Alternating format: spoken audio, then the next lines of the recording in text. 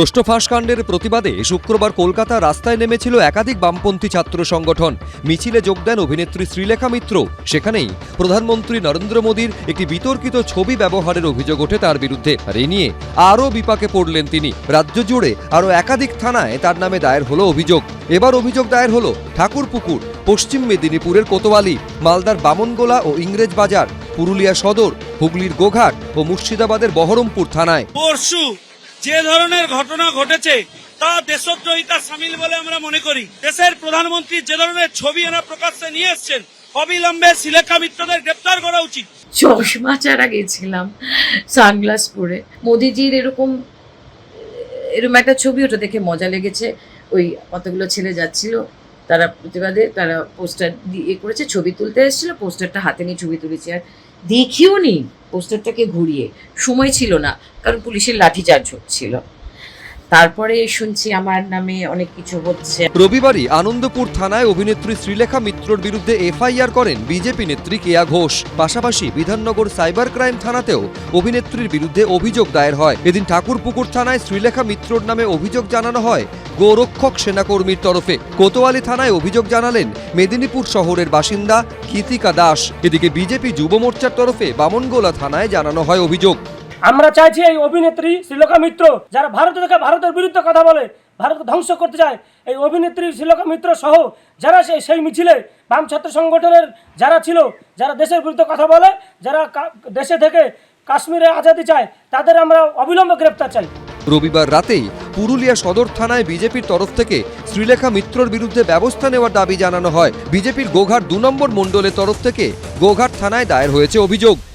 গত 24 তারিখে যে মিছিলের নামে আমাদের নরেন্দ্র মোদীর ছবিকে, বিকৃত ছবিকে দেখিয়ে এবং কুরুচিকর মন্তব্য করে এবং দেশের সম্পত্তিকে নষ্ট করা হয়েছে, আমরা তাদের বিরুদ্ধে তার তীব্র নিন্দা ও ধিক্কার জানাই।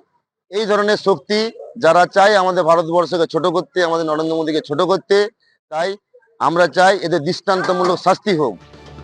অভিনেত্রী শ্রীলেখা মিত্রর বিরুদ্ধে বাগদা থানাতেও অভিযোগ দায়ের করল বিজেপি। সোমক লাহিড়ী, সৌমেন চক্রবর্তী, হংসরাজ সিংহ, এবিপি আনন্দ। থানায় অভিযোগ দায়ের হয়েছিল আগেই। এবার অভিষেক বন্দ্যোপাধ্যায়ের বিরুদ্ধে অভিযোগ দায়ের হলো রাজ্য মেডিকেল কাউন্সিলে। অভিযোগ করলেন বাগুইয়াটির বাসিন্দা রাজীব সরকার। তার দাবি, বিদেশ যাত্রার জন্য অভিষেক বন্দ্যোপাধ্যায় কলকাতা হাইকোর্টে যে নথি জমা দিয়েছেন তার মধ্যে মেডিকেল সার্টিফিকেটে রয়েছে বড়সড় গরমিল। অভিষেক ব্যানার্জি বিদেশ যাওয়ার জন্য কিছু প্রায় 300 পাতার মতো ডকুমেন্ট জমা করেন ওনার চোখের চিকিৎসার ব্যাপারে। জুন 2026 এই দিনকে উনি একটি মেডিকেল সার্টিফিকেট জমা দিয়েছেন, যেখানে ডক্টর নবীন জয়কুমার বলে কোনো একজন ডাক্তার আছেন, উনি এই সার্টিফিকেটটা দিয়েছেন, যেটার বেসিসেই উনি বিদেশ যাবেন বলে এবং হাইকোর্টে জমা দিয়েছেন। অভিযোগকারী রাজীব সরকারের দাবি, নবীন জয়াকুমার নামে এক চিকিৎসকের লেখা মেডিকেল সার্টিফিকেট আদালতে জমা দিয়েছেন অভিষেক বন্দ্যোপাধ্যায়। তাতে না আছে সেই চিকিৎসকের রেজিস্ট্রেশন নাম্বার, নেই কোনো ঠিকানাও। মেডিকেল কাউন্সিলের তদন্ত করে দেখুক যে এইরকম এরকম একটা সার্টিফিকেট কোনো ডাক্তার দিতে পারেন কিনা without any registration number, without তার অ্যাড্রেস। মেডিকেলের যে রুলস আছে সেই রুলস অনুযায়ী সেই ডাক্তারের বিরুদ্ধেও ব্যবস্থা হোক এবং অভিষেক ব্যানার্জির বিদেশ যাত্রার বিষয়টা ক্যান্সেল করা হোক। বিদেশে গিয়ে অভিষেক বন্দ্যোপাধ্যায়ের চোখের চিকিৎসা করানোর আবেদন আপাতত বাতিল করেছে কলকাতা হাইকোর্ট। গত সপ্তাহেই কলকাতা হাইকোর্টে ধাক্কা খান অভিষেক বন্দ্যোপাধ্যায়। বিদেশে গিয়ে তার চোখের চিকিৎসা করানোর আবেদন আপাতত বাতিল করে দেয় আদালত। বিচারপতি সৌগত ভট্টাচার্য বলেন, কোনো মেডিকেল ইস্যু এ রাজ্যে সমাধান হবে না এমন নয়। অভিষেক বন্দ্যোপাধ্যায়ের চোখের চিকিৎসা আপাতত এসএসকেএমে করানোর পরামর্শ দেয় আদালত। বিধানসভার অধ্যক্ষকে চিঠি দেওয়ার শৈজাল থেকে শুরু করে নানান ধরনের ডকুমেন্টেশনের ফর্জারি, তো এই ধরনের যে অভিযোগ উঠেছে, আমি এই অভিযোগ শুনে হচ্ছে এতটুকু আশ্চর্য নই। তথ্য সাপ্রেস করা হয়েছে বা অন্য তথ্য দেওয়া হয়েছে, বিদেশ যাত্রার জন্য উনি মরিয়া, এটা বোঝা যাচ্ছে।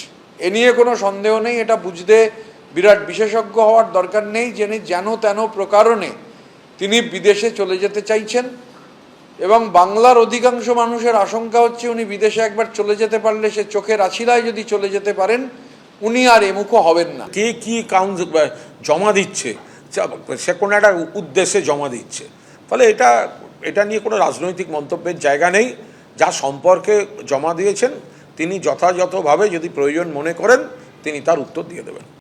এর আগে অভিষেক বন্দ্যোপাধ্যায়ের ডিজে হুঁশিয়ারি নিয়ে অভিযোগ করেন এই রাজীব সরকার, যার জেরে 15ই জুলাই হাইকোর্টের নির্দেশে বিধাননগর আদালতে কণ্ঠস্বরে নমুনা দিতে হয় অভিষেক বন্দ্যোপাধ্যায়কে। তার আগে 1 জুলাই কালীঘাট থানায় আরও একটি অভিযোগ দায়ের করেন রাজীব সরকার।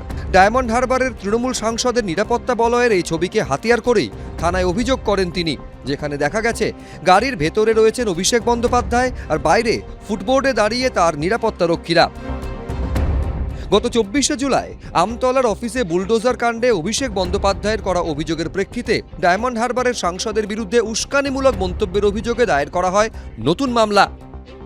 হিন্দোল দে, কৃষ্ণেন্দু অধিকারী, এবিপি আনন্দ। এবিপি আনন্দ, এগিয়ে থাকে, এগিয়ে রাখে।